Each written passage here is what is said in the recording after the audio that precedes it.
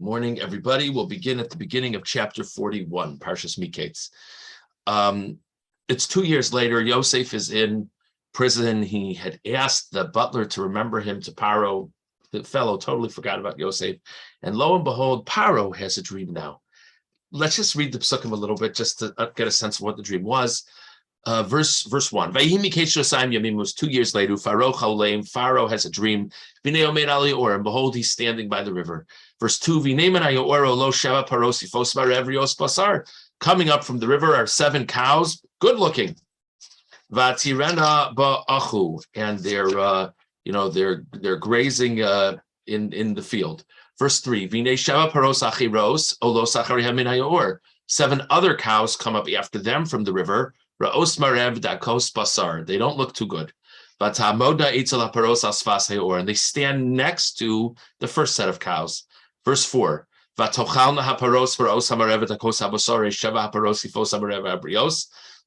good-looking cows eat I guess it's a cow-eat-cow world. The good-looking cows eat the bad-looking cows. Miketz Paro.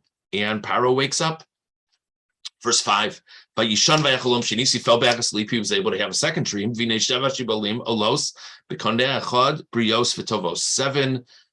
stalks come up over one like reed, over one stem, good-looking stalks. Verse 6. And then seven stalks that are thin and kind of like wind-blown, sprout up after them. Verse 7.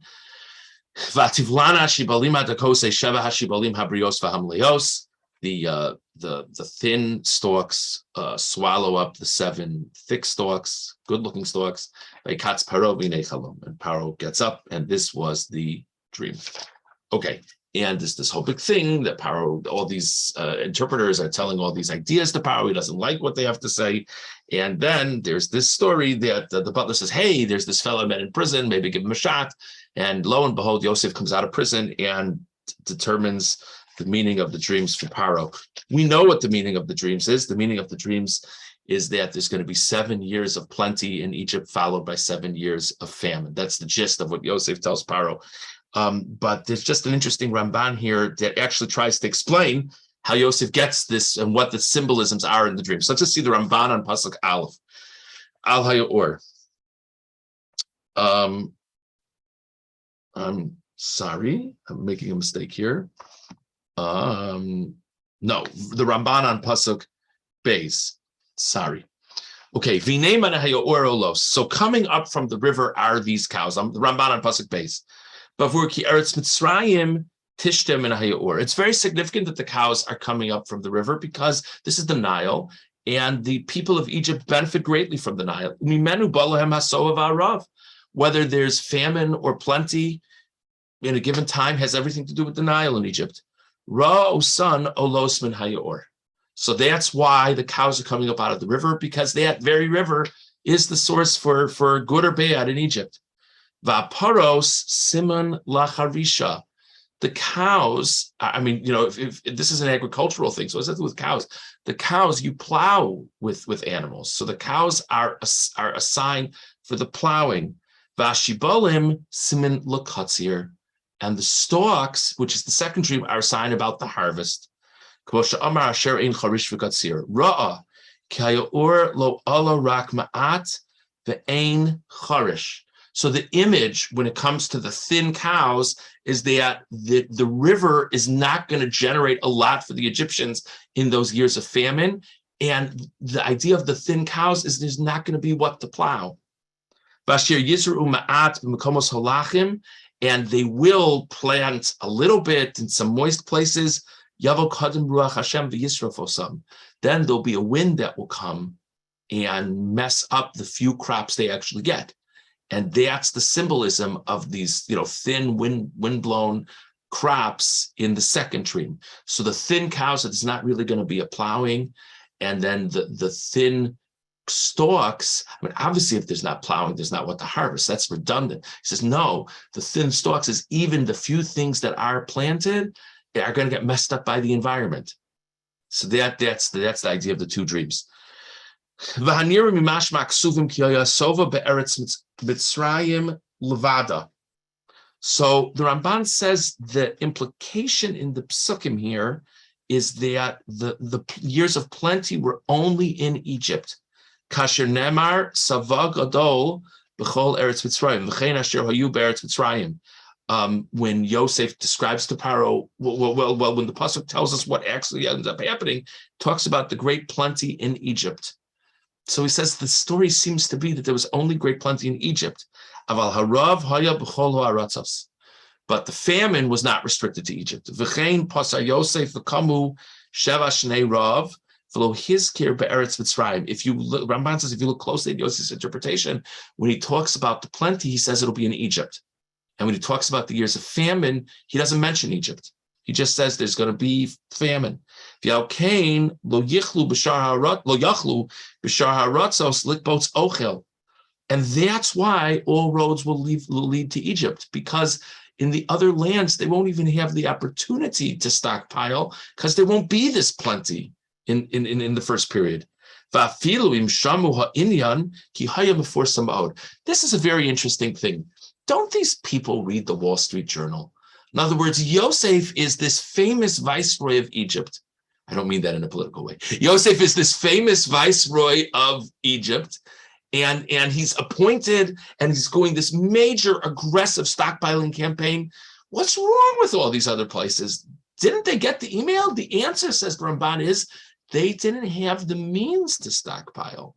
The famine ended up being for everybody, but the years of plenty that preceded the years of famine was only in Egypt. A very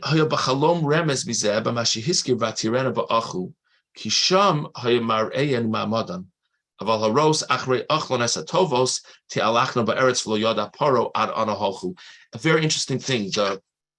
The Ramban suggests maybe that fact that the plenty would only be in Egypt is also implied by the dream, because when the first cows come up, the good-looking cows, it says they're grazing in the field. And so there's some implication there that there's something local about where the first cows are. It's just an interesting shot to think about.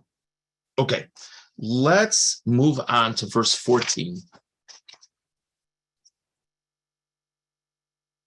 Okay, so Paro's very disturbed. He doesn't know what the story is with these dreams. Butler tells him about Yosef, and in verse 14, Vaishlach Paro Vaikras Yosef, Paro sent, he called to Yosef, Vairitzu Mirabur. They rushed him out of the pit, out of the jail. Vaikalach Vaikhalef Simlosav. He shaved, he changed his clothing, Vayavo El Paro, and he comes to Paro. Amazing sforno over here. First sforno on Pasuk Yudal, Vayiritzu Minabor, and they rushed him out of the pit. Like, if you were telling this story, yes, it's very dramatic. They rushed him out of the pit. Why doesn't it just say in the Pasuk that Paro went and they brought Yosef? What's this whole deal about, they rushed him out? Of course they rushed him out of the pit. Well, it's Paro.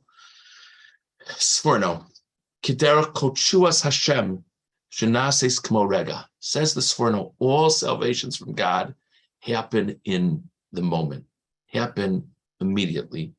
Ka'amro, Kikrova Yeshua Si Lavo. The pasuk in Yeshaya, which talks about the ultimate redemption, says, my redemption will be soon in coming. What does that mean? What it means is that once the redemption gets going, it's going to come very fast. Ka'amro, Lua Mishomea, Kimat Ovea Machnia, V'kach Haya Inin Mitzrayim. Says that's what happened in the Exodus from Egypt. Ki Amro, Ki Gorshum Mitzrayim. All of a sudden, the Jewish people get thrown out of Egypt. And that's the whole thing. There's no time for their bread to rise. Just boom. This thing was creeping. You never know when it's going to happen. And all of a sudden, just like that. Yeah. Also, pasuk about the ultimate redemption in Malachi says that the redemption will be pisom, sudden. So this is a very powerful thing. Yosef is sitting there. He doesn't know. He thought his escape hatch came. His escape raft, whatever you want to say, came. And he said, tell Paro about me. The guy clearly forgot about it, or Paro couldn't care less, one or the other. and it's gone. And there's no reason for anything to happen differently. And then all of a sudden, out of nowhere, they come rushing in. It's not a 3-week procession to decide if Yosef doesn't send a resume. Yosef doesn't, do some trial runs on dream interpretation. Out of nowhere, they come rushing in, and they come rushing in, and they say, "Yup, Paro's taking you. Let's go." It's an amazing thing to think about. And the Sforno says that's how salvations happen normally. And we always have this moment where we can't understand how anything is going to change. It could be on a national level, it could be on a personal level. And all of a sudden, the good news comes out of nowhere. That's the Yad Hashem. So it's a very powerful thing to think about in those 3 words, Vayritzu Minapor. They rushed him out of the pit. Okay, moving on to verse 38.